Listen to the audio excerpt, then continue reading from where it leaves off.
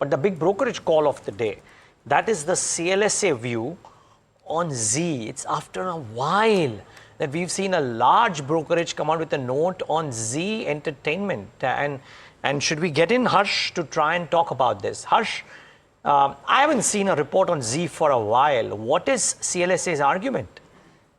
Absolutely, and not seen something this bullish either for a while now. 65+% upside. They are calling this a virtual doubler, possible virtual doubler. What they're saying is the stock has hit rock bottom in terms of price to earnings. Just about 8 times is what it's currently trading at. The stock has slumped 55% since the merger has been called off with Sony. Now, in terms of relative valuations, here it starts getting interesting. The P is 50% below pre-merger, so pre-announcement of the Zee-Sony merger, and 25% below the 2019 pledge crisis that Zee went through. So looking really good. In terms of what is anticipated going forward, they believe that the worst is behind. One, ad revenue could propel growth. They are expecting the PE to re-rate to 12. This is because it's the number 2 TV network, ramping up on OTT. TV in India is still higher than digital in terms of viewership.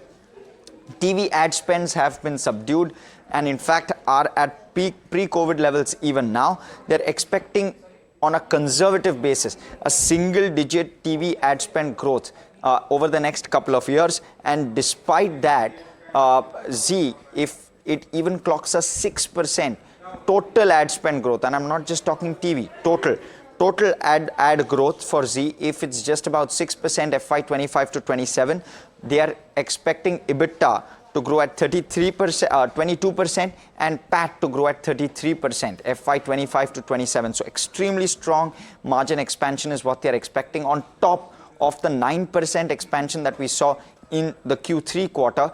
Another 6% expected. All right. Clean balance sheet, 1,700 crore cash, and therefore deep discount. All right. So yeah, and the outlook of doubling the stock price in 12 to 24 months. I mean, frankly, 12 to 24 months is still quite a range, but at 103 right now. Any views here, Nirav? Well, nothing to lose as far as the stock price is concerned, but that's the only saving grace, because there have been a lot of setbacks as far as this company is concerned, corporate governance issues, and that's why it's available at this price. But I think going forward, this talk about the increase in the advertising revenues and the subscriber base, etc., is going to be difficult, because this is a very, very competitive business. At the same time, the OTT space is also quite crowded. So to make deep inroads into this particular segment will be difficult. But from a price perspective, it looks attractive still.